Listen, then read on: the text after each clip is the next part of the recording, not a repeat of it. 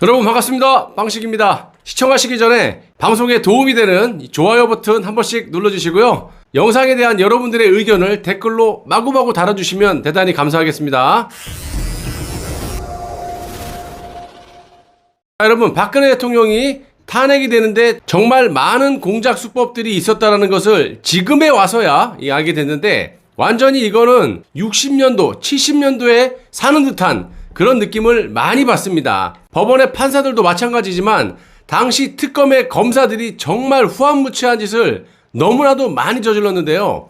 현직 대통령을 공범이라고 적시를 했다는 겁니다. 검찰이 박근혜 대통령을 최소원과 안종범과 함께 공범이라고 발표를 한 날은 11월 20일이었고요. 이날 검찰은 구속된 최소원과 안종범 그리고 정호성 이 3명을 일괄 기소를 하면서 공소장을 공개를 하고, 수사 발표는 특별수사본부장이자 서울중앙지검장이었던 이영렬 검사가 주도했습니다. 공소장은 A4 용지, 요거 총 39페이지였고, 검찰은 공소장 4페이지에 아주 굵은 고딕체로 이렇게 보시면 요런 채입니다. 원래는 이렇게 쓰는데 이렇게 티가 나게, 누가 보더라도 눈에 띄게 피고인 최소원, 피고인 안종범, 그리고 대통령의 공모 범행, 요런 제목을 떡하니 붙여놨고요. 만약 박근혜 대통령이 최소원 안종범과 함께 공모를 했다면 검찰은 당연히 이 세 사람과 언제 어디서 만나서 무슨 내용을 어떻게 공모를 했는지 이런 거를 공소 사실에 구체적으로 적시를 해야 하는데, 이런 건 제대로 적시를 하지 않고 제목만 떡하니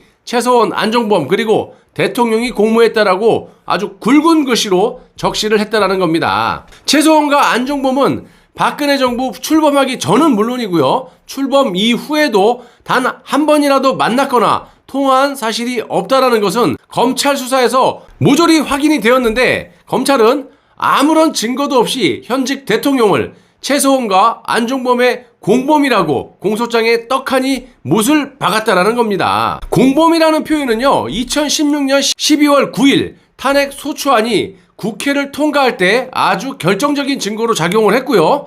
헌법재판소 탄핵 결정문에도 2016년 11월 20일에는 최소원, 안종범, 정호성이 구속 기소되었는데, 이들의 공소사실 일부에는 피청구인, 그러니까 박근혜 대통령이 공범으로 기재가 되었다라고 해서 검찰의 공소장을 그대로 인용을 했다라는 겁니다. 법원에서. 헌법재판소도 증거를 찾을 수가 없었기 때문에 검찰의 저런 허접하고 조작된 공소장을 증거인 양 그대로 인용을 했다라는 겁니다. 여러분, 이런 짓은 우리도 할 수 있는 거 아니겠습니까? 뭐 하려고 공부합니까? 뼈 빠지게 공부해서 사법시험을 뭐 하려고 보냐 이 말입니다. 이런 식으로 조작 수사와 판결을 내릴 거면 동네 아줌마한테, 지나가는 아줌마한테 잠시 시간 좀 내주세요, 요거 어떻게 생각하세요? 이러고 꽝꽝꽝 두들기는 게 훨씬 더 공평할 것 같은 느낌이 드는데, 서울중앙지검장 출신의 서영재 변호사는요, 주간조선 인터뷰에서 검찰과 특검 수사를 이렇게 비판을 하고 있습니다.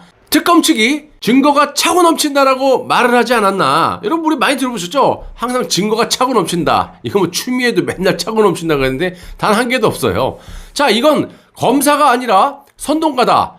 들으며 끔찍했다. 프레임을 만들어서 한쪽을 죽이려는 거다. 이영렬 서울중앙지검장도 마찬가지다. 중간 수사 발표를 하면서 대통령이 최순실 등과 공모 관계에 있다 라고 말했다. 당사자를 조사 한번 해보기도 전에, 더군다나 수사가 끝나기도 전이다. 같은 서울지검장 출신으로 창피하다. 대상이 대통령이든 야당 대표든 말이 안 되는 얘기다. 서울중앙지검장 출신의 검사도 이렇게 말을 할 정도면 얼마나 조작을 했다라는 겁니까? 눈에 딱 띄게 검사들이 봤을 때는 정말 저게 뭐냐? 그런 지경까지 이르게 됐고, 검찰이 박근혜 대통령이 공모 범행이라고 적시한 공소사실의 첫 대목은 이렇게 시작을 합니다.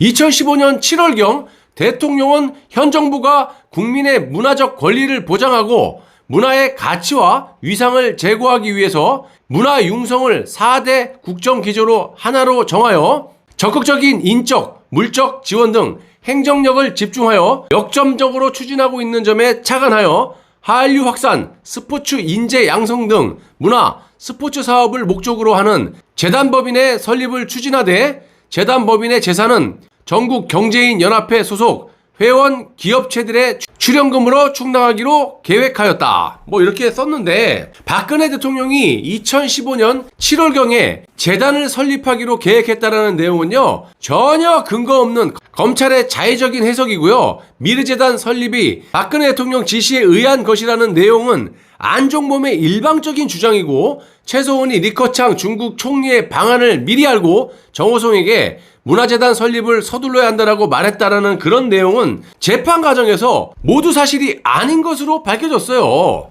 한마디로 검찰의 공모 사실은 그 자체가 모순 덩어리였고 조작이라는 겁니다. 박근혜 대통령을 무리하게 엮다 보니까 592억 원의 뇌물로 그냥 이렇게 눈덩이처럼 불게 된 거고, 검찰의 논리는 사실상 궤변 수준에 가까웠고, 안종범의 일방적인 주장과 언론에 보도된 허위 내용들을 적절히 섞어놓은 짜장면도 아니고 짬뽕도 아닌 이 짬짜면 수사에 불과했다라고 저는 보고 있어요. 그런데 그것마저도 얼기설기 섞다 보니까, 또 엮다 보니까 마치 한 편의 드라마, 소설과 같다라는 겁니다. 거기에 검찰은 청와대 문건까지 조작을 합니다. 자, 이건 뭐 검찰이라기보다는 사기단이라고 이름을 바꿔야 되는 거 아니겠어요, 여러분? 자, 검찰은 방기선, 그러니까 이 사람이 누구냐면 청와대 경제금융비서관실의 선임 행정관인데, 이 사람이 작성한 서류가 2015년 7월 24일, 즉 대통령이 대기업 회장 7명을 단독으로 면담하기 전에 작성이 됐다라고 이렇게 주장을 하고 있는 건데, 실제로 방기선이 설립 방안, 최종안을 작성해서 자기 컴퓨터에 저장한 시각은 2015년 7월 24일 금요일 오후 7시 27분 22초 이미 확인이 됐어요. 이 말은 뭐냐? 박근혜 대통령이 대기업 회장 3명을 단독 면담한 후입니다. 박근혜 대통령이 이날 오후 2시에 현대자동차그룹의 정몽주 회장과 김용환 부회장을 면담을 하고, 1시간 뒤인 오후 3시에 CJ그룹 손경식 회장을 또 이렇게 만나고 면담을 하고, 또 1시간 뒤인 4시에 SK이노베이션의 김창근 회장을 만난 것은 이 공지의 사실입니다. 그러니까 방기선이 작성한 서류는 박근혜 대통령에게 이 보고된 말씀 자료가 아닐 뿐더러 대통령이 대기업 회장들과 재단 설립을 논의하고 재단 출연금을 강요한 그런 증거가 될 수 없다라는 거예요. 오히려 검찰의 수사가 일정한 프레임 하에 미리 다 짜여놓은 각본, 이런 예단과 추정으로 무리하게 조작되었음을 단적으로 드러내는 객관적인 정황이라고 볼 수가 있습니다. 또한 이 검찰은 김건훈 전 청와대 비서관의 이 태블릿 PC에서 압수한 문건을 방기선에게 보여주면서 작성하게 맞는지를 물어봤을 뿐이고, 이때 방기선은 김건훈 보좌관이 일부 내용을 추가한 것으로 생각된다 라고 진술을 했음에도 불구하고 검찰은 시끄러, 닥쳐, 우리한테 도움 안 되는 건 안 들어, 우린 들리지가 않아, 귀머거리야, 그냥 묵살을 했다라는 거예요. 얘네들은 지가 듣고 싶은 것만 듣고요, 듣기 싫은 건 그냥 묵살하는 게 특기예요. 자, 검찰은 김건훈이 방기선의 최종안에 일부 내용을 추가해서 새롭게 작성을 하면서 작성 일자를 150724 이렇게 표기한 서류를 대단한 증거인 양 확보하는 선에서 수사를 끝내버렸다는 거예요. 한마디로 당시 검찰은 이런저런 식으로 법원을 기망하면서 구속영장을 발부받았고요. 검찰의 이런 행위가 의도적인지 아니면 아닌지 확인할 수는 없지만 의도적이라고 볼 수밖에 없는 상식 밖의 짓거리를 너무 많이 했어요.